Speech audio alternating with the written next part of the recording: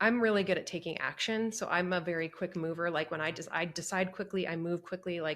And I've been very successful in my life by taking action, but it felt so hard along the way. Mhm. Everything felt so hard. It felt so stressful. It felt like so much anxiety. And I'll just, talk about becoming a lawyer. I made that way harder than it needed to be because I was so scared of failing or not being good enough, not getting a job, spending all this money and not being able to pay it back. It was just all of these things. And I did very well in law school. I was top of my class. I was succeeding far beyond anything that I needed to do because I was pushing myself so hard. Mhm. And so I was taking action, but I had these mindsets that were holding me back. And I tell people to think of this like if you were to just tread water in a pool, you could probably do it for a long time, but if you put a weight belt on, it is going to become so much harder. You're Mm. at some point probably not going to be able to keep your head above water. And that's where you get to burnout, is when you're constantly taking action and you don't have an aligned mindset. That's why we're so tired, Jane. Hannah and I are both like, oh yeah.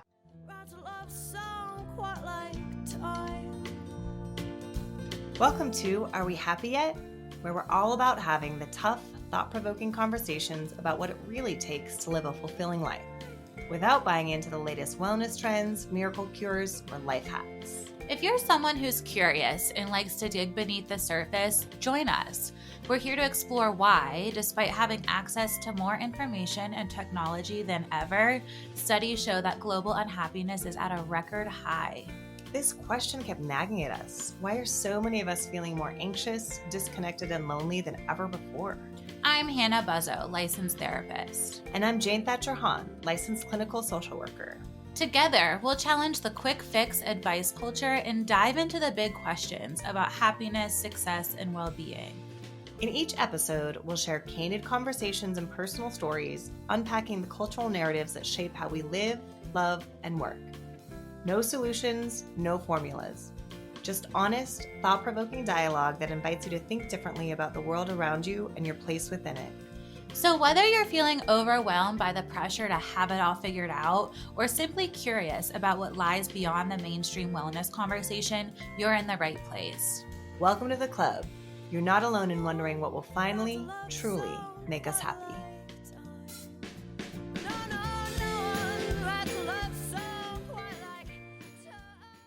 Welcome back to the Are We Happy Yet podcast. I am one of your hosts, Jane Thatcher Hahn, here with Hannah Buzzo and a very special guest today, Briana Fehringer. Briana, welcome to the show. Thank you. Thanks for having me. Yeah, we actually got connected to Briana through one of our other amazing guests, Megan, who has the Sakala Center in Denver, and she connected us with Briana, who has a really interesting story, and we can't wait to hear it today. So Briana is a tax attorney, which is very cool on its own, but then she's also a spiritual guide and wealth activator. And we were talking before we hopped on here about how to our brains, those feel like very different things. So we can't wait to hear about how you make all of that work and how you got from one place to another. So welcome. Tell us a little bit about yourself. Yeah, thank you. So I'm a Colorado native. I've lived in Denver, gosh, for over 20 years. I've lived in other places, but I've been back here since 2012. And yeah, I have been practicing as a tax attorney since that time. I left for law school and came back. And I've been practicing as a tax attorney. I practiced full time for about 11 or 12 years. And then I went through a very big change in my life, which we'll kind of talk about, that led me down a different path of offering spiritual guidance to people and doing money mindset work. And now I am back to doing both. So I'm practicing part-time as a lawyer, and I am also doing my other work as a spiritual guide. Wow. Yeah. I'm really excited to hear about this because Hannah and I both have, sort of multiple identities and multiple things that we do with our time. And I think sometimes it can be interesting, challenging, fun to try and figure out how to balance things and figure out all of those identity pieces. Yeah. Especially when they're so conflicting, right? I can imagine, I mean, I can barely like count to 10, let alone like do it. But yeah, I think like the different identity piece. I mean, I'm curious if we could just jump in there, what Yeah. that was like for you. It was, I mean, it was really hard. And I think I didn't realize how strongly I identified with being a lawyer Mm, until this started to happen.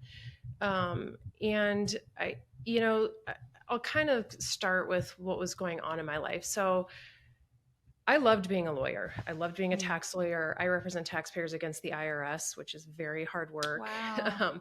but it's also very fulfilling. And I loved the people that I worked with, my law partners, and I really did enjoy the work until I didn't. Mm-hmm. Mm. And when I started to feel like I didn't like it, it, it was a very long process for me to start being open to changing things Mm, because I realized I had identified very strongly with being a lawyer, Mm. and it felt like it was the only thing I had in my yeah, life, which is not true. But we make ourselves believe that, well, I've gone down this path and Mhm. now I have to stay on this path. And Totally. this is Yeah. what I've learned to do. This is what I worked so hard to do. And I'm just have to keep doing it. It doesn't matter if it sucks, if it's hard, if it's stressful. I mean, being a lawyer is stressful, but I had Mm. talked myself into, this is a stressful job. This is what you chose. You are going to stay Mm-hmm. in it. You can't Mhm. do anything else, right? That's the other thing Right. we tell ourselves. You can't do anything Yeah. else, which is absolutely ridiculous. There's an infinite number of things that we can do. And for you, was that because you had done it for so long? Like, what for you was the sticking point of like, I can't do anything else? So I went to law school late in life. I left a career to go to law school. I turned 30 my first year. And I worked incredibly hard, Mm, way harder than I needed to because was a perfectionist and yeah. I was putting so much pressure on myself to succeed and worried about getting a job and not failing and not disappointing myself, which really translated to not disappointing other people. And so I pushed myself so hard in law school. It felt so hard, and it's actually Mm, not as hard as it needed to be. mhm. And then I got a master's in tax law after that. So I did Wow. a full Oh, wow. extra year of law school after I took the bar. And because it's what I wanted to do. And then I got a job at the firm I wanted. I moved back to Colorado and I've been at that same firm since. And it just felt like I had put so much into this thing Yeah. that I couldn't quit. I wasn't going to. And it was actually making me mad because Mm, I think when you have achieved so many things in your life, as you know, many people are high achieving successful people, it feels like you failed at something if it totally. doesn't turn out the way that you thought it was going Yeah. to. And so I was kind of going through this, why am I not happy? Like, I Mm, have everything I want, why am I mhm, not happy?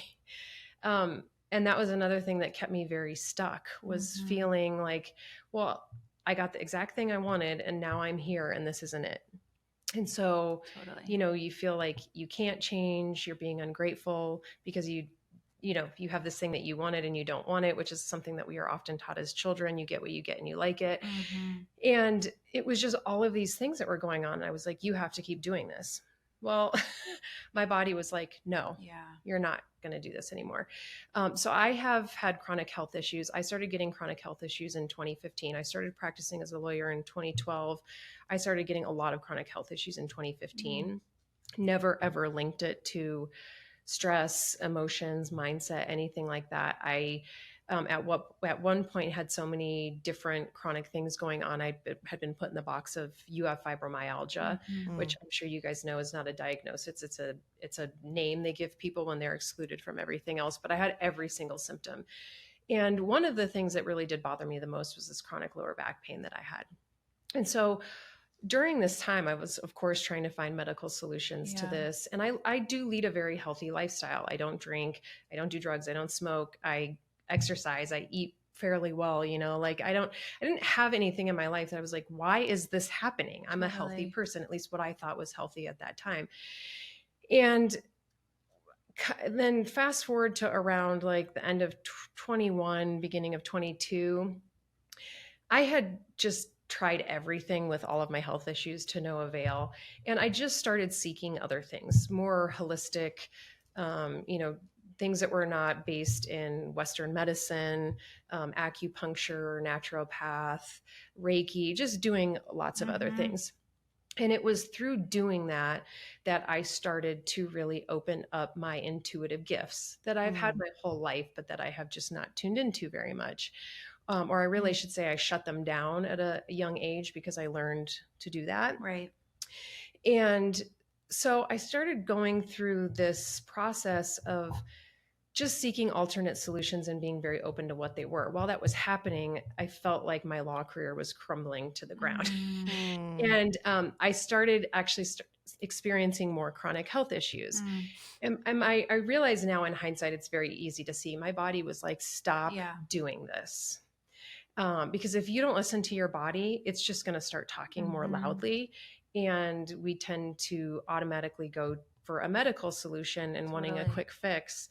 And in my experience, there's not a quick fix Yeah. to anything that's chronic.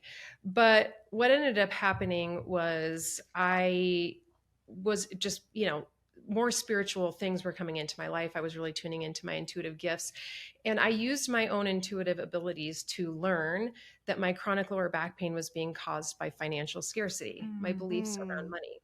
Which immediately when I heard that, I knew it because I had Mhm. worried about money my whole entire life without reason. I mean, it's not that Yeah. I didn't grow up with money, but we also I was never in a position where I didn't have the things I needed to get by. And when I learned this, I was making the most money I'd ever made in my Hmm. life. I had everything I wanted. I could buy pretty much anything I wanted. And I could feel it in my body that I just constantly worried about money, about not having it. What happens if I lose my job? What happens if this? What if I'm not saving enough? It just was like this constant Yeah. influx of all of these things that I'd thought about my whole life. And I was like, oh my gosh, this is what's been causing my chronic Mm. lower back pain. And so I didn't know what to do. I just decided at that point, I was like, I'm going to start changing my belief around money. I'm like, I don't know what to do. I don't know what it is. Mm. And I just started doing a lot of other things. And my back pain was gone within a couple months. And I haven't Wow. had it since. And that was 2.5 years ago. Wow. Mm. And so, I was going through that, and then was kind of developing some other health issues at the time.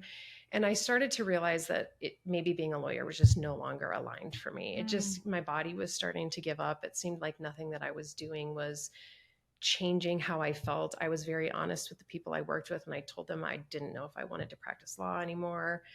I wasn't feeling good. I kept getting really sick. Like I had a year of chronic sinus infections and pneumonia, and the Ugh. doctors didn't know what it was. I was Yeah. seeing doctors all the time and they didn't know. And I ended up just quitting. And when I quit, I stopped getting sick. Wow. So, Wow. yeah. And I, fortunately through that whole experience, I, just mentioned I was very open with the people I worked with my partners, the managing partner of the law firm, and they were very supportive of me. So I didn't burn a bridge when I left. Mhm. And that did open the door for me to go back eventually. But that's kind of what led me there was my body was just telling me like you need to change something, and I wasn't listening. I kept resisting Yeah. it and resisting it because I was so attached to being a lawyer. I Mhm. didn't know what else I was going to do with my life. Totally. So what happened when you quit? What'd you feel? What? um I was excited. Okay. I was really excited, and I'd saved up money to be able to live. And this is kind of funny because 2 weeks after I quit my job, my HVAC unit went out at my house, and Of course. and, Perfect. and it was $15,000 Always. Ugh. to replace it. Oh my God. And I was like, okay, I'm just gonna take with this, what I can from it. Very good money lessons came up through all of that. But I had decided I was gonna try to pursue using my spiritual gifts to help other people. And I was really excited about it. I was nervous Mhm. because, I did go through this thing of what are people going to think about me? Right. I'm a tax lawyer.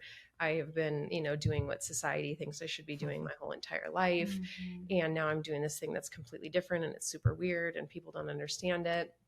But I had met other people that are also spiritual guides, and I had been getting guidance from those people and just participating in more, being around other like minded people from Mhm. that perspective.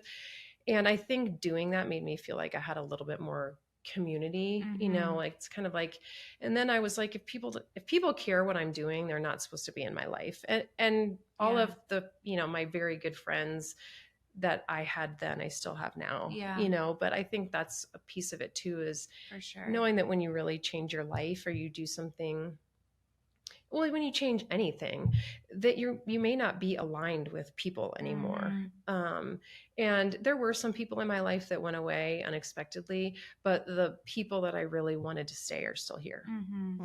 Yeah. It's a common fear I hear from clients or people when it's, I want to change careers. I want to stop drinking. I want to whatever. What are people going to think? Yeah. Yeah. And I mean, I'm a person who doesn't really care what people think. I've lived most of my life being on that side of things, but those times always come up where you do actually care a little bit. 100%. And it's hard to move through that. I mean, even like for me, most of the time I really don't care, but it was one of the things that did hold me back for a while. And I was like, I don't care. Like, I'm not going to continue being miserable for the rest of my life. I didn't come here to work myself to death in a job I hate and then die, which I know sounds very morbid, but that's where I was. Totally. I kept saying, like, there has to be something more than this. Like, this isn't what I came here to do. I didn't come here to work to death and then just die. I'm like, that doesn't make any sense to me. So, and everything that kept coming into my life kept showing me that wasn't why I was here. It was like, you have a purpose. You can choose to live in alignment with it or not, and it's going to affect how you feel. And so I just decided that feeling good in my body was more important than anything because I had been so sick. Right. I want to just revisit what you both were just saying. Briana, were you surprised at the people who stayed? Were you like, did you feel like more people were going to leave or more people were going to judge you? Was it as scary? Like, was it as bad as you thought it would be? No. Yeah. I mean, I will tell you, trying to explain to people what I do now is a little tricky because people don't understand what I do. But the thing that I've also come into is people don't need to understand what I do. I do. That's for me. If people don't understand it or they don't want to understand it, they're not my people, whether they're clients or, and I don't expect my friends who are not my clients to get it. Like, you know what I mean? Like, if somebody comes to me as a client, they're coming to me because of these things that I'm offering, but I'm not trying to offer these services to friends or family or to all of these other people that maybe you would be worried about. And so it's kind of like, it's almost not a real fear because these are not the people that you need to understand. They may feel like they need to, but they don't. So I kind of I don't know if I even really thought I would lose anyone. I just kind of was like, if these people are meant to be in my life, they're going to get it and they're going to support it.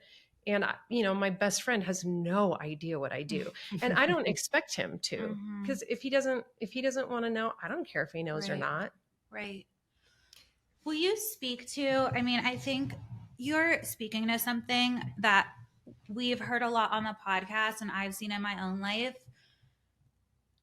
that we need to understand, that we need to know, exactly how something works, why something works, what the research says. Like, will you, I mean, and you're an attorney. Yeah. So like, I can imagine that's pretty black and white. There's laws and taxes and like, can you just speak to why you think we're so attached in this culture to knowing and how different that is from being in your body, and then what it's like to start to move away from the logical, rational mindset? Yeah. I mean, it's hard, I will say. And I don't want to deter people by saying it's hard, but it's kind of we are taught to believe that there is an answer to everything.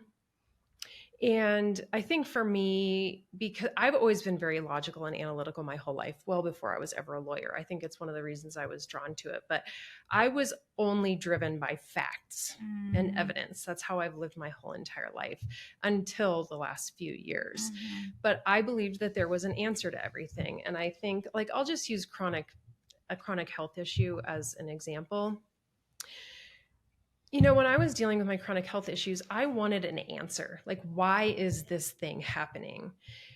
And what I know now just after having gone through it, and of course it's hard to see this at the time, is that you don't always need to know the answer. You just need to know that there's a solution, Mm-hmm. right? Like I don't need to know the exact necessarily the root cause of something if something resolves it. Mm-hmm. Yeah. And that's what I think people get very attached to needing to know things.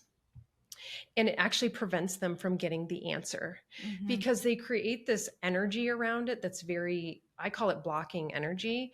It prevents the things that want to come in as solutions from flowing to you. So everything that I am dealing with is coming from the very basic concept of everything is energy.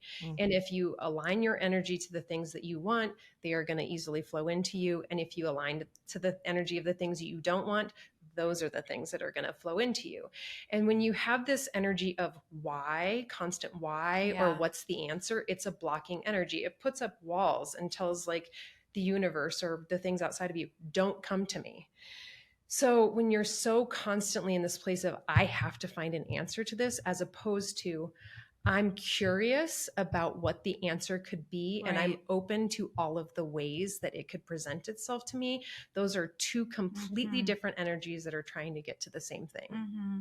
Mm-hmm. And I think that's why I was having such a hard time when I was going through my health issues, was because I was trying to figure everything out. Right. Like, why are these health things happening? Why don't I like this job anymore? Yeah. Why? And the thing is, we don't need to know the answer to everything. And if we do, it will be given to us if we let it come through. And the thing that's striking me as you're talking is maybe the why is this happening? Why do I not like this job is a way that we like can kind of convince ourselves if we figure that out, Yeah. maybe I'll feel better. Yeah. When the reality is knowing why really doesn't change that much, right? Like you're still Yeah. going to hate the job and still have back pain. Yes. I'm not saying like we need to go through life with no information, but I think a lot of times, and I'm hearing it in your story, when we're asking the why, it's helping us kind of justify staying where we are Yes. and staying stuck. Yeah, I think it kind of goes to so many things. I think it keeps people stuck because they feel like they don't know how to move through life if they don't get an answer. So they have now dictated everything that's going to happen. I can't do X without Y. And if you say that to yourself, that you are creating that as your reality. Yeah. We don't know all of the answers and we don't know all of the possibilities because everything that's happening in our minds are based on the experiences that we've had in the past. But the reality is, an infinite number of things can happen and an infinite number of solutions can present themselves to a person if they are just willing to be open 100%. to that. So when you decide this is the only way it can happen, that's the only way it can happen because you're not open to any other possibility. And that's what that why energy does. I call it whying yourself to death. Like if you want to why yourself to death, go right ahead. You're going to be stuck in the same place. If you just say, if I need to know the answer, I ask that it be presented to me, and I'm curious to all of the ways that this can be changed. That's it. It's just coming from a different perspective. And that's a hard thing for people to do because they want to control the outcomes of everything that's happening in your life, which we can't do. You know what I always say to my clients when they say like, why, or I don't know. I'm like, I feel like you're just scared. But instead of saying we're scared because it's a vulnerable thing, we say, why is this happening? Why is that happening? I don't know what to do. Like a lot of times we know, but we're just scared. Yeah. Too. Yeah. And I think the other thing is people don't, I don't know if I should use this word. People don't like surprises. Yeah. I was a person who didn't like surprises. Now I'm like, surprise me. Like whatever the universe has planned for me is way better than anything I could possibly come up for myself. And by the way, I use the word universe because that's the word I use. I'm not suggesting that has to be anyone's word. It could just be anything outside of yourself. But I think people are afraid to not know what's going to happen because they always think it's going to be bad. Yeah. And it's like, instead of focusing on how things could go wrong, what if you just focus on how things could go right? Like that's it. It's really just that simple of a shift. You don't even have to get into what's going to happen as long as you're focused on what if everything goes right. but everyone is always on focused on what's everything that's going to go wrong. And I think that's what they're trying to control, is making sure that the wrong doesn't happen. But I don't Yeah. know, there is no right or wrong. So they're prepared, so they can Yeah. handle whatever bad thing happens. Yeah. So they're not surprised. So they feel safe. Yeah. I Yeah. think a lot of Yeah. our, from like a human behavior evolution standpoint, there was something to be said in the way that most of humanity has lived, which is, what are all the problems that I can anticipate and how do I keep myself Totally. safe? Yeah. And I always tell my clients, like, we're living on pretty outdated software. Like, we don't really Yes. necessarily need that scanning the horizon for everything that could go wrong constantly. But that's where a lot of us are moving from, right? Mhm. And when you live in a scary world, the illusion is, if I can get control over things, I'll feel better, I'll be safe, and I can control the outcome, Yeah. right? Yeah. And I was just going to respond to something you said, and it's kind of escaped me for the moment. Oh, I mean, all of the mindsets that we have are keeping us safe in some way. They are serving Yeah. us. It's just that when you start to really dig into them, people don't realize what it's costing them. So, Can you give an example? yeah, of that? so like for me with my mindset around money, I was a constant worrier of everything, but particularly about money. So when I learned that my financial scarcity mindset was what was causing my back pain, prior to that point, if somebody had asked me if I wanted to change that mindset, I would have told them no. I wouldn't. I would have been like, why are you even asking me that? Because it had been with me my whole life. I didn't know that there was even another way to think. I thought everybody worried about money. But I also think I thought in my mind it made me a meticulous planner, saver, investor. I thought that the more I was like into the details and the nitty-gritty of my money, constantly thinking about what I'm going to do with it and where's it going to go and all of this stuff, that it was making me feel better inside. I didn't know it was costing me my mental and physical health. Right. And so once I realized that, I was like, oh, I want to change this immediately. But that's another reason people will be stuck, is because they are serving us. Those mindsets Right. that are not helping us, they are serving us in some way because they're keeping us safe from something. It's just trying to figure out, what are you trying to keep yourself safe from? Is it a real fear? Because most of the time it's not. It's a story that we've created that has never, ever happened in our life.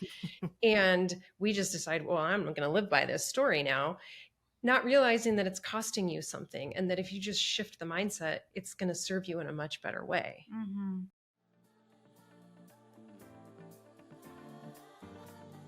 Hi, Hannah here, interrupting this amazing episode with a quick announcement. I'm so excited to be facilitating a robust, impactful couples psychedelic therapy retreat this March 13th through 16th in the mountains of beautiful Colorado. Join us for an intentional long weekend that includes therapist-led workshops, refreshing downtime in a beautiful home, guided private couples psychedelic sessions, and larger group psychedelic journeys using various psychedelic medicines, and more. If one of your goals this year is to deepen your relationship, reconnect with your partner, or invite new passion and intimacy into your partnership, this retreat is for you. Check the show notes out for more information about the retreat.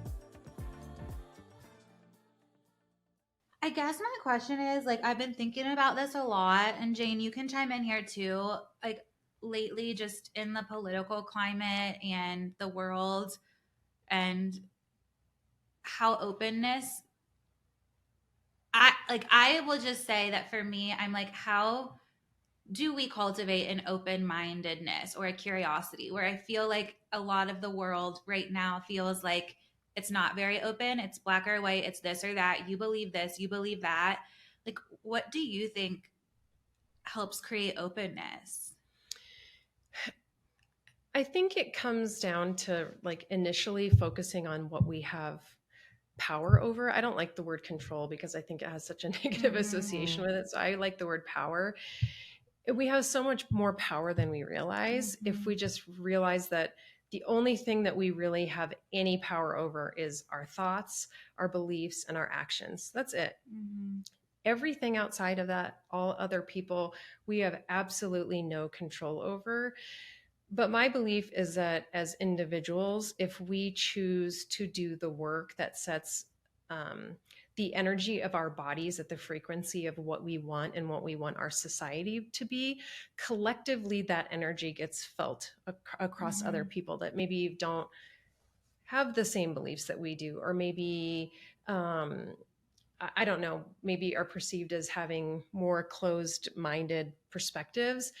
My belief is that if you can make your energy be what you want the collective to be, it ultimately does affect the collective, even if Mm-hmm. they don't recognize it. Mm-hmm. So and that's kind of like on a grand scale. I believe that if Right. everyone put their energy towards positivity, our life would be, or everything in our world would be completely different.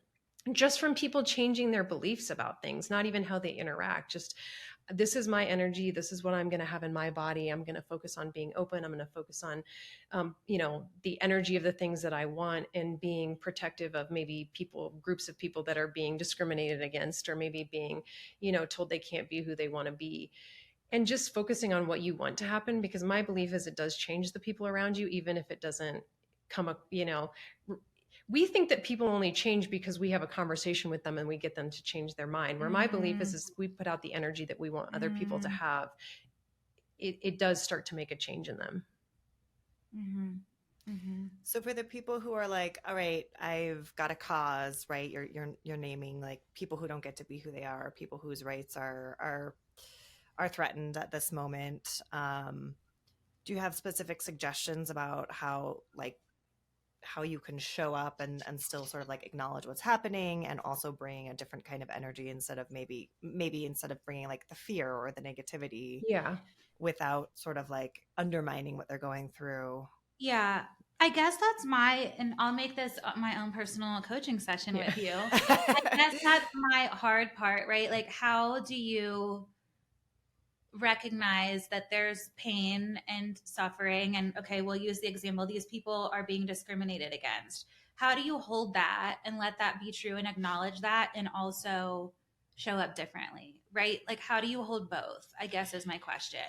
Yeah, I mean, I don't know if this is going to answer it directly, but I come like, I said in the beginning, like my foundational belief is that energy is everything.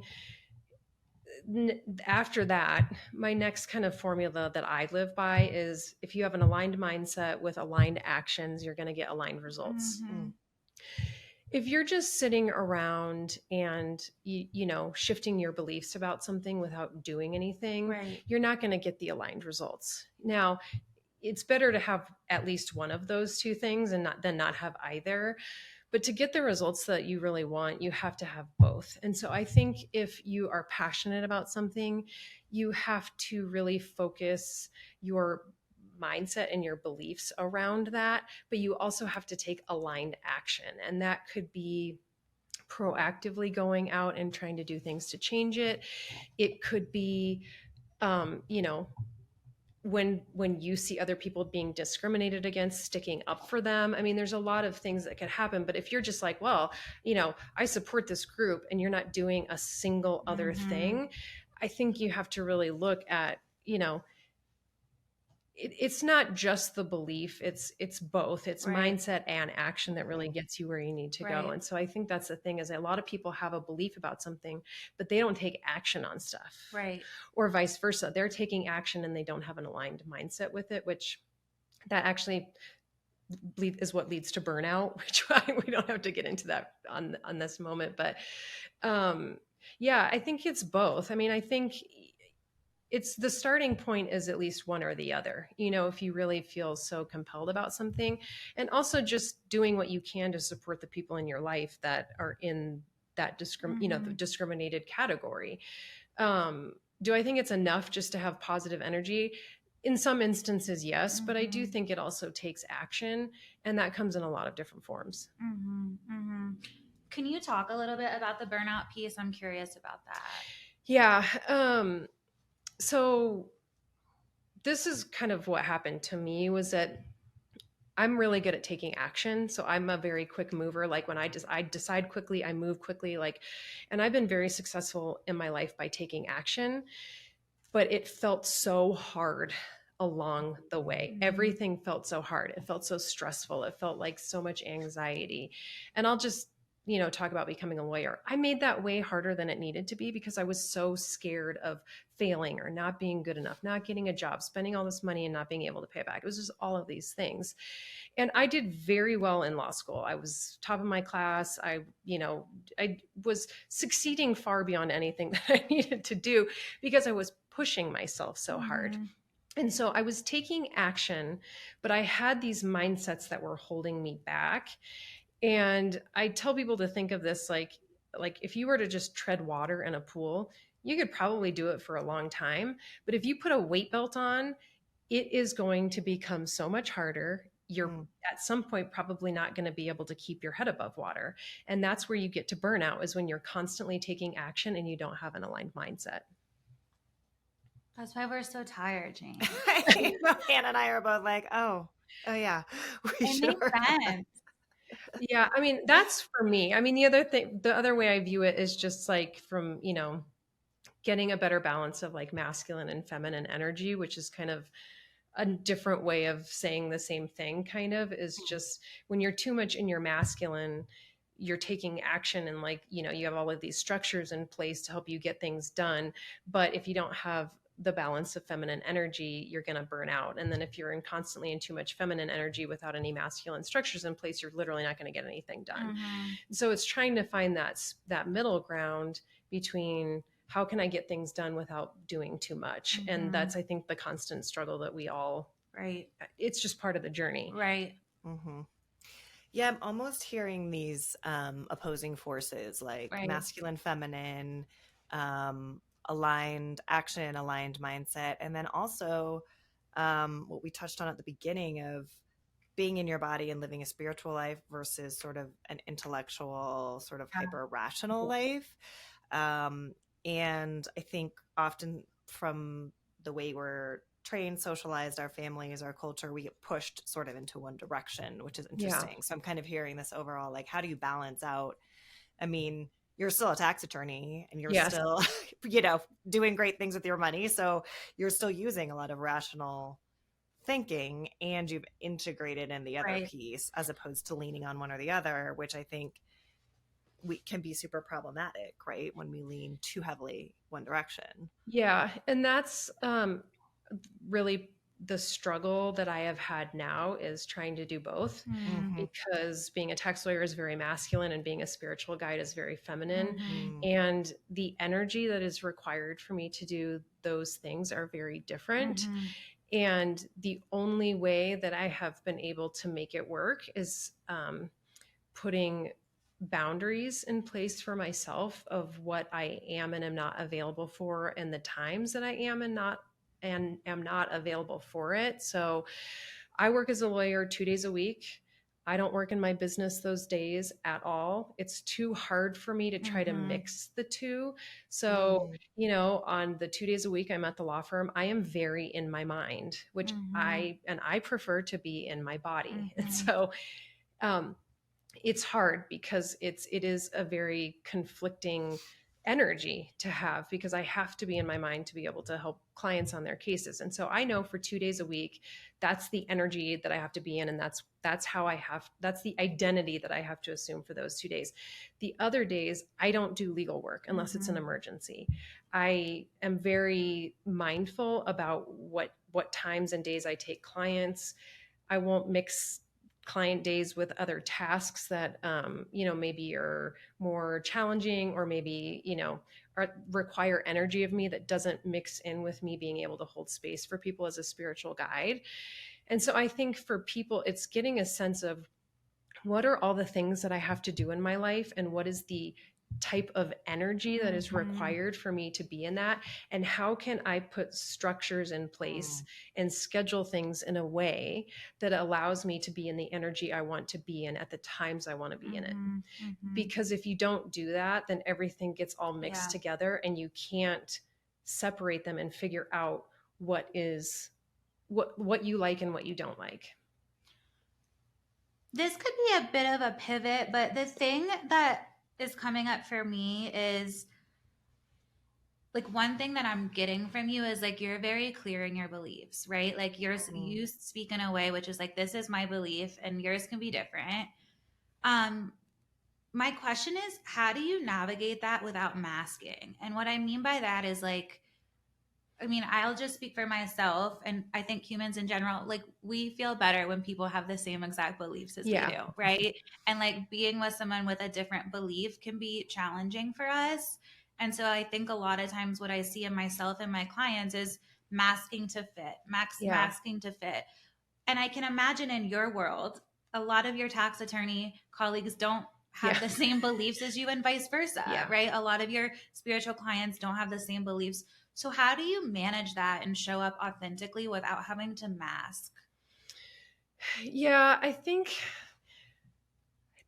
this is kind of, I'm trying to figure out how to explain this. This is, I think, comes down to you as an individual knowing what your values are and what your beliefs are and what you are and are not willing to bend on. And so, like, just as an example, in my law practice, I don't tell my clients what to do. You know what I mean? Like, I can give them the options and they make the decision, but there are times where I just know, like, this is what has to be done. Like, if you want this to happen, you have to do this, right? And so that's a very clear, like, if they don't believe me, then we don't work together. Like, that's, clear cut. And that's an easier thing to see because that's required of my profession. As a spiritual guide, I don't expect people to believe all of the same things that I do, but there is a level of similarities of beliefs that has to exist for me to work with a person.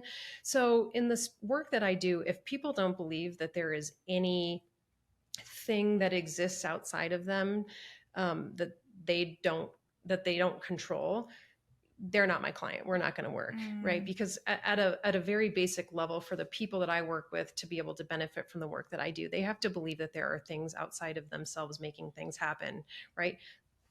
I'm not making the grass grow. I'm not making the sun rise. Like, people have to have at least some belief that there is something outside of themselves that exists. Like, I believe in past lives. A lot of my clients don't. They don't have to get my work. If they do, great. It might be helpful. If they don't, it's okay.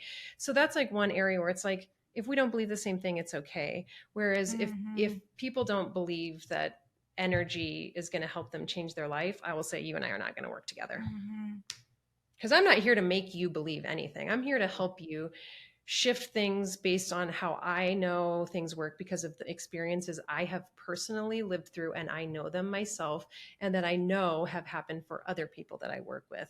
And if people are not on board with that, then we don't work together. It's easier with clients. Yeah. So with people, I think you have to decide what are your values and what things you are just not willing to budge on. Because if you are going outside of your boundaries and outside of your values and the things that you truly believe for other people, that's just something that you're going to have to work on. Your interests are more important than other people's. Right.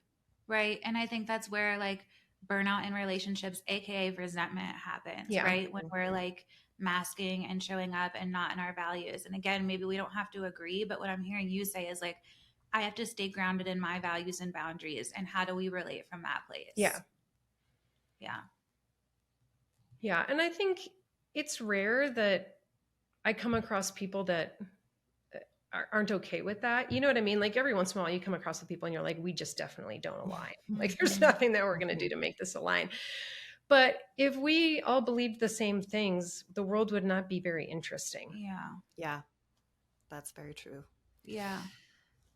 I'm curious about, you mentioned at the beginning that you probably were always intuitive and maybe didn't have a chance to tap into some of that intuitiveness and spiritual connection. And I certainly have clients, and I can think for myself of ways and reasons that we shut down people's intuition and spiritual connection, and however that looks like. How did you know that you had that intuitive gift, talent, connection? How did you reinvigorate it? Yeah. So as a child, I just knew things that other people didn't know. And so that's referred to as claircognizance. Hmm.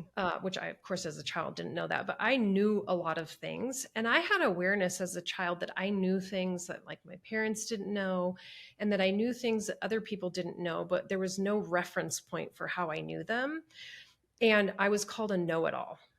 Mm. So, right. So I was basically shamed out Mm. of doing whatever it was I was doing.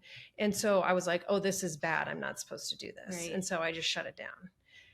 And it made me not be who I really Right. was. Hmm. But people just, thought like, and it was mostly from my parents. And our parents do things that we have no idea are going to be detrimental to us down the Mhm. road. Yeah. But, um, they didn't know that either. And so I'm sure that was not their intent. It was Right. just that they didn't know. But I knew things that they didn't know. And I always felt wiser than they were. And I don't mean that in like a demeaning way. That's just, I always had that sense that like, I'm like, I know more than you guys, but I don't know why. And I've had that my whole life, but I talked myself into believing it was because I was educated, Mm. if that makes sense. Hmm. And so I always still, I think, drew on it, even though I didn't know I was drawing upon it. It was helping guide me, and I was still being guided by the things that I knew to be true, even if I didn't know why. Right. And I would somehow be able to reconcile that with what I believed logically and analytically to be true in the world around me.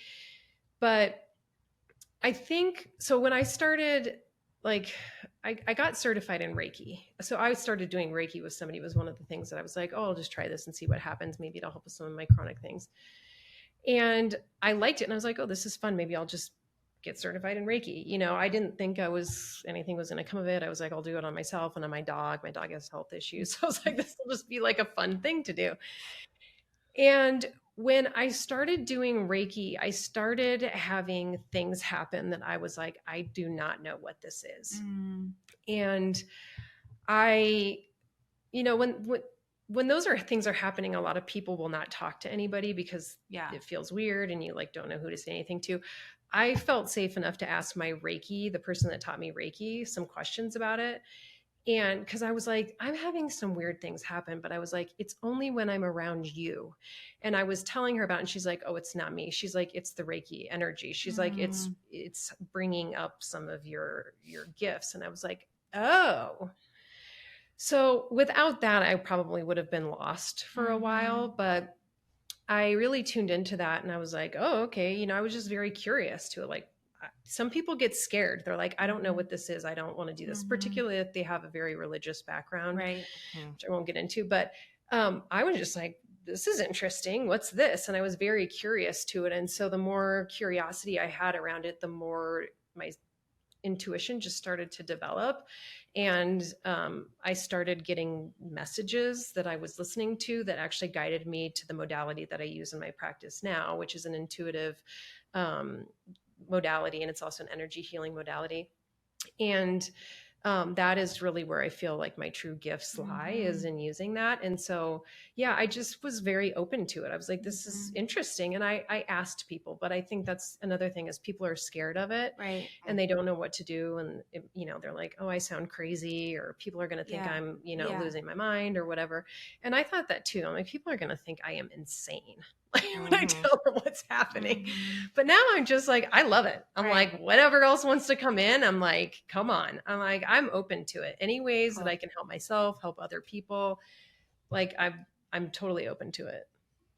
I think we get really freaked out when things don't make sense. Yeah. When we like don't know like what that is or why that is, or if it doesn't make sense in our mind. And then that's when it's like, oh, all the judgments, are people going to think I'm crazy? Yeah. Because like it doesn't make sense, Yeah. right? Well, I also think like so much shit doesn't make sense, right? I don't know. We just So have much. to, I think, build tolerance around that a lot doesn't make sense. Maybe Yeah. most things don't make sense to our logical brain. Yeah.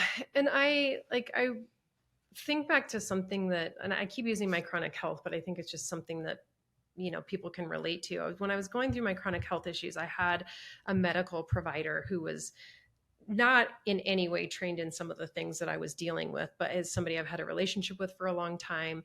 And I was keeping involved in like the things that were going on, and kind of like he would tell me, oh, do you want to try, maybe you should look into this kind of a doctor. You should try this other thing. And I remember one time he had told me a couple of other things to explore.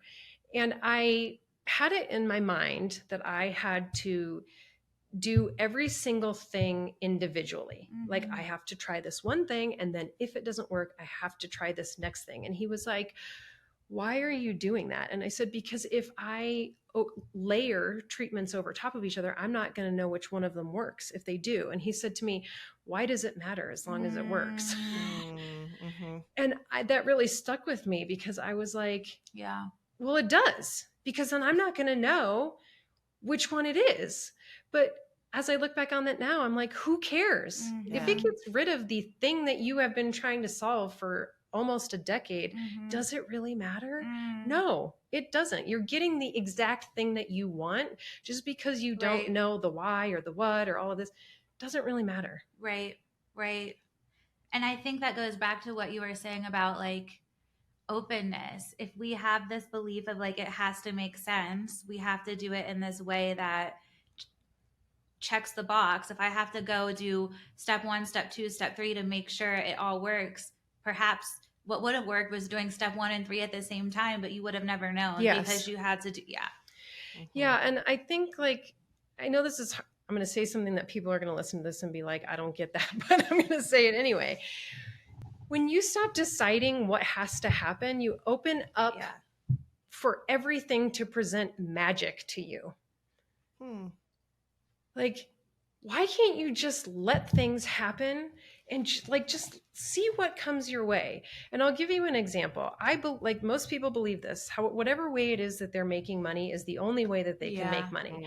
And if I ask people, what are the other ways you think that you could make money? They might say, oh, if I won the lottery, or, maybe if someone died and left me a gift. That's 3 things. There is an infinite number of ways that money can come to people. And if they are so honed in on this is the only way, they are never going to have the people, resources, or opportunities come into their life that can show them other ways that they can make money in more easy, joyful ways. And when I started changing my mindset around money, I started getting large amounts of money. I'm not making this up, and I'm also not saying it to brag. I'm saying this for evidence that people, if you start changing the way that you think and just being open to the ways that other things can come to you, they will. I got a giant check out of nowhere. And if somebody had told me to try to figure out a way that money would come to me, this would never have been one of them. Nobody died. Nobody gifted me anything. It was just like out of nowhere. And I was like, oh my gosh, this can actually happen. If you just start to change your perspective to I'm open to all the possibilities, as opposed to this is the only way, evidence will come in to show you that things can be different. But people are so opposed to letting the evidence come in, they can never shift the mindset. And so when you start to have evidence of different things happening in your life, it's very easy to be like, oh, well, I want more of this. Right. And now I have money and things of value come to me all the time. People give me free things.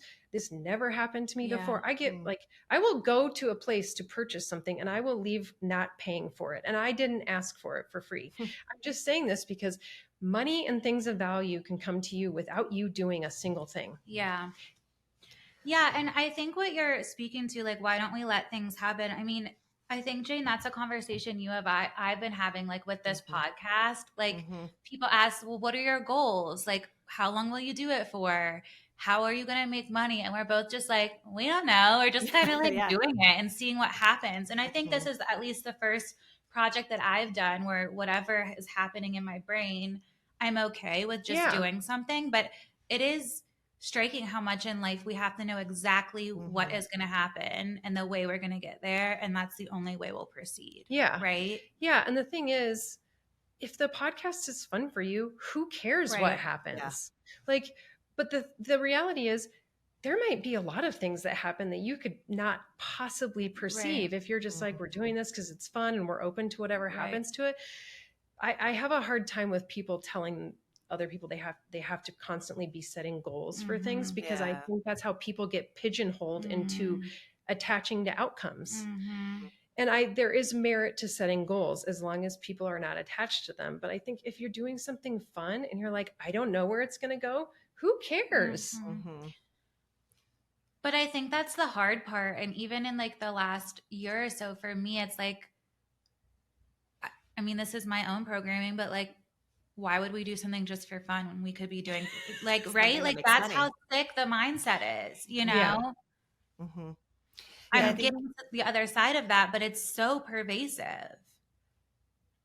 and I think it's hard to, the way that we're wired or the way that we're thinking about things, it's hard to justify I'm doing this for pleasure. Yeah. I'm doing this for connection. I'm doing this for creativity. I'm doing this for joy. I'm doing this for protest. I think that Mhm. we can get really stuck in the reasons that why we do Totally. things and what's driving all of this goal setting Totally. and what's driving all this Totally. obsessive kind of thinking or striving, you know. Hmm. yeah. I mean, I could talk for hours about this topic, but it's like the thing that is so contrary to what we are programmed to believe is that we have to keep doing more. Mm. And a lot of times the answer is doing less and having more fun, Yeah. because that's when creativity flows. Mhm. That's when you start to realize, oh, this is how I want to feel in other parts of my life. If Mhm. this is the thing that brings me joy, how can I translate this feeling into other things that I'm doing? Mhm. And it's when you tap into the things that are fun. It doesn't matter if they make you money. They might make you millions down the road. Mhm. If you're open to it, you just don't have any idea. But when people start to really tune into the things that are fun, instead Mm. of like, I have to keep working or I have to make more Right. money or I have to do this, it often opens the doors to the very things that they want without even realizing it. Right. It's so contrary to what we think. Right. Like, work harder, do more. And sometimes when people are in that mindset, I'm like, do you have any, like, just go do something that's fun and see what happens. 100%. Like, go roller skating. Go Yeah. do Mhm. something that you did as a child that you thought was like so fun, and let yourself be present to the experience, Yeah. because sometimes just doing that will provide an idea of what you need to do for all of the other things in your life. 100%. Or not, and you had a fun time roller Yes, skating, right? yes, And you like exactly. fell and bumped your head and laughed, Or like, and fell have a good flat. Yeah, I was story. going to Yeah. say, in my case, you fell over flat and then Yeah. had to stand on the wall. But yes, at least You you. end up in the hospital, like, dang. And you get a big bill. Listen, but you got to try stuff. Yes. No, it's Yeah. so true. I mean, and I just think that's so, like, so much of our culture is, yeah, the goal driven, accomplish this. And I just am seeing, like, you just, who the fuck, just do shit. Yeah. Like, just go do shit, laugh, have fun. I don't think it's that serious. Yeah, I agree. And I'm a person who has been serious my whole life. I was Yeah. like that as a child. And I have to remind myself that I need to go have fun. Yeah. I mean, it's hard when you're constantly being told like you have to do all the time. But like for me, I use my dog as like my Yeah. greatest teacher. Yeah. He is like wants to just have fun and Yeah. play all the time. And sometimes I'm like, that's all I like. I Yeah. just need to do what he's doing. Yeah. Mhm. Yeah. I know. And just to speak to, these are for a lot of people really strange times, and there's lots of fearfulness around rights and politics and all of these things. And I heard this wonderful transgender comedian, and I can get this clip for the notes, who said that oppressed people, one of the things that gets taken away is joy and fun and playfulness. Mm-hmm. And this person was like, one of my greatest reclamations and one of my greatest powers is humor Yeah. and being funny, and Yeah. that it's easy when you have rights or anything taken from you, Right. that can also feel like it's taken from you. So I think, like, in conjunction with what we're talking about, I think a very rebellious Yes. and radical thing to do right now is to be joyful and have fun Yes. without spiritual bypassing and without pretending like none of the Yes. things in the world are Yeah. happening, right? I think that's kind of like the not trying to get into one camp too much and trying to have a Right. balance. But I think this pleasure piece is still Mhm. matters, Mhm. even if we feel like the world is crumbling around us. Mhm. Yeah. Yeah, I think it's like really getting focused on what you want. When you're Yeah. focused on what you don't want and you're constantly focused on what you don't have, that's Yeah. always lack, whether it's a right or whether it's money or love or health or whatever. Anytime you're coming from a place of lack, you're always going to be in lack. When you're coming from a place of everything is Mm-hmm. abundant and this is what I want, Mm-hmm. that's going to be your reality. And I actually had this conversation with somebody recently because she didn't believe that oppressed people had the ability to do that because they're not as educated as make the rest of the population, to which I would say is no. It's just focusing on the things that you want to happen, focusing on abundance, and that is going to completely change your life no matter what you do or don't have. Because when you're focused on lack, you're always going to have lack. When you're focused on abundance and gratitude, that's what you're going to get always. So, just being focused on, like, if I want more joy in my life, what are the things that bring me joy? And joy is free. Yeah. That's the other thing, is I think people think that getting to joy requires money, like that only people that have money can do that. It's not true. Go to the playground and get on the swing set and have fun the way that you did when you were a child, before the world told you you had to be afraid of everything Yeah. and that you weren't worthy.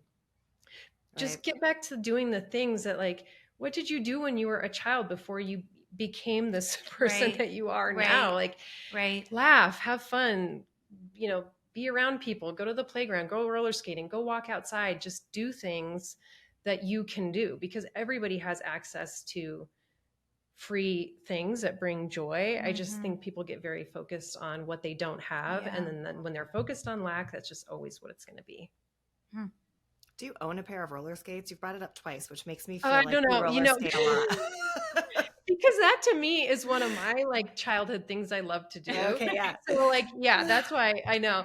I don't own a pair. Okay. I would like to get one day, but I'm afraid that I will fall at the park with my dog. But yeah, like, that's for me. Like, when I think about what I did as a child and is fun, for me, it was roller skating. For other people, it might be going around and, like, kicking a soccer ball around. It could be going to the playground. But people don't allow themselves to have childlike fun and curiosity. And we can still do it as adults. We just apparently care too much what other people think. Hannah, what was your childhood joy? Do you remember? Reading. Oh yeah. Well, and you're still doing that. Yeah. But that's my thing. Like, I love to read. I love books. But I was in this thing of, like, why am I going to read unless I'm, like, learning something? And now I'm just, like, reading my, like, shitty thrillers that, like, are insane. Just because I fucking love it. You know? Yeah. That's awesome. What was your thing? I know your thing. What do you think my thing was? Making music. Yeah. Yeah. And then before that, before I knew how to play music, I would, like, dress up and make all my family, like, watch little shows, and I'd, like, put on, like, events and try and sell tickets to my family. Okay, we're gonna plan it now. Yeah. Okay. Well, that's something Jane still does. Yeah. I'll still do that. That sounds fun. Yeah. Every time we say we, like, want to, like, do something, Jane's like, we should do an event. Yeah. And I'm like, wait, well, how do we make this a performance? Yeah, that's fun. I mean, one of the other things I did was I bought an adult coloring book, and I bought all of these colored pencils, and I do occasionally color, because that was one of the things I did as a child. And I'm like, this is actually really fun, and it makes me very present to the experience. And I'm not constantly thinking about what happened before this and what's going to happen after this. Finding things that bring you joy and give you presence, even if it's just for a couple minutes a day, is better than not doing it at all. Like, just getting a little bit of it in your life, even if it's, like, people think, oh, if I can't do this for an hour, it's not sufficient. No, if you just give yourself a minute or two to have presence, it will start to help you get more into the things that bring you joy, because you stop the noise and the constant, like, things that are going through your mind. It's just that people also have these beliefs that, like, I can't get calm if I don't have 30 minutes to devote to it, or if I'm not meditating, or it's like, no, just start with small things, because the more that you can implement presence and fun, even if it's like a couple minutes, like, turn on a comedy show for a minute and then go back to what you're doing. Exactly. These are easy things for people to do that will make enormous changes in their lives. Every time we can cut this, every time I'm stressed, I would type into YouTube the clip of George W. Bush when he's, like, on the golf course and he Do you guys know what I'm about to say? No. Okay, he's on the golf course and he's like, the war on terror is bad and we've got to kill these terrorists and it's so American lives. And then he goes, now watch this drive. And he goes and just like hits a golf ball. That's funny. And that's like my like midday pickup. And I just like want to laugh my ass off. I'll put that on. That's amazing. Maybe we'll link that too. Yeah, we'll link that. Yeah. Mine is like, my feed is an like insane amount of funny animal videos. Like Yes. the algorithm just knows. Yeah. Yeah. Lots of llamas, lots of cats, lots of like, Yeah. just, yeah. Well, Briana, this has been an awesome conversation. We've got a couple more questions for you before we wrap up.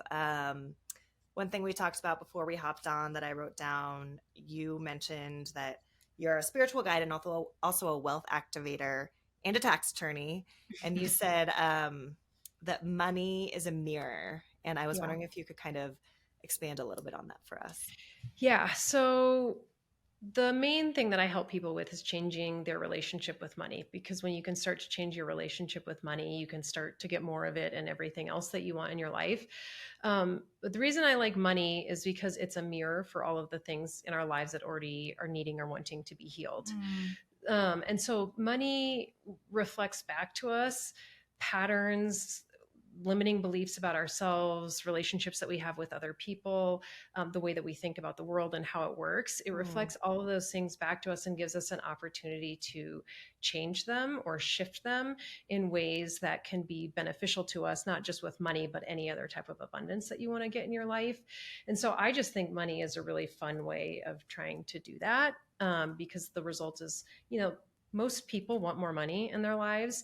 There's very few people that don't. And there's a lot of people that say they don't because they're afraid of what people will think if they say they want more money. But most people want more money.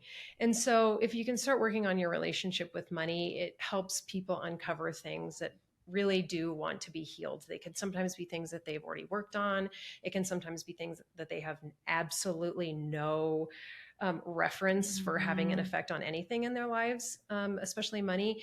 But the things that affect money are the things that have nothing to do with money. It could be relationships that you had with your siblings, your parents growing up. It could be a childhood, like a friend relationship. It could be from a lot of different things. And people won't connect them because it's not always about the money. It's about something else.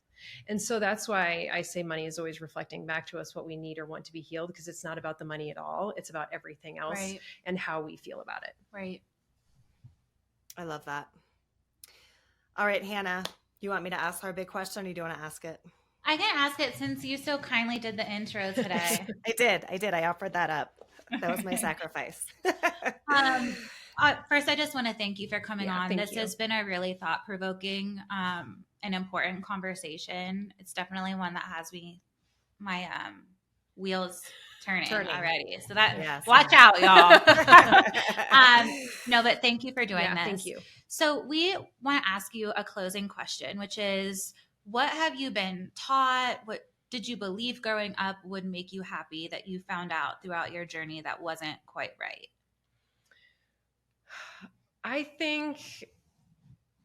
just think achieving success, and I know that that's a difficult topic because success is different to everyone, but like I thought that winning everything was the answer. Winning in sports, winning in school, being at the top of my class, being high academically. I was trying to win everything in life. It was kind of like everything was a competition to me. And are you an Aries? No, I'm a Scorpio. Okay. I don't need to win anything now. I just, now I just strive to be the most authentic version of myself. And as long as I'm doing that, I'm winning. Like, I don't care what other people think. I don't care if it equates to money. I don't care if it equates to, things. Of course, I want those things. But when I'm the most authentic version of myself and I feel safe in my body, that is really what's important to me now, as opposed to trying to be the best or trying to win life, which you can't do anyway. Right. But yeah. Such a good one. Yeah.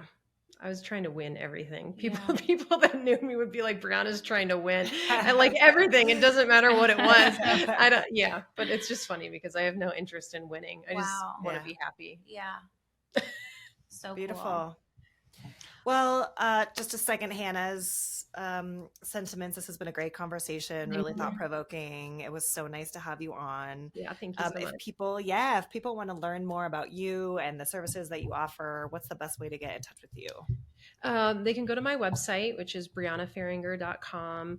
You can also find me on Instagram at Briana_Fehringer. And yeah, I offer some obviously one-on-one services, but I also have some self-study courses in the money mindset arena if people are interested in it, but not sure if they want to do a one-on-one thing. Yeah. Awesome. Great. Thank you so Thank you. much. Thanks. Thanks. You've been listening to Are We Happy Yet? A Green Roof Studios production. This episode was recorded and produced by Hannah Buzzo and Jane Thatcher Hahn. If you enjoyed this episode, we'd love for you to rate, review, subscribe, and share it with someone you care about. Your support helps us reach more listeners. And for every rating and review on Apple Podcasts or Spotify, we're donating to a charity connected to one of our guests. Check the show notes for more details on this month's featured charity. Thanks for listening. See you next time.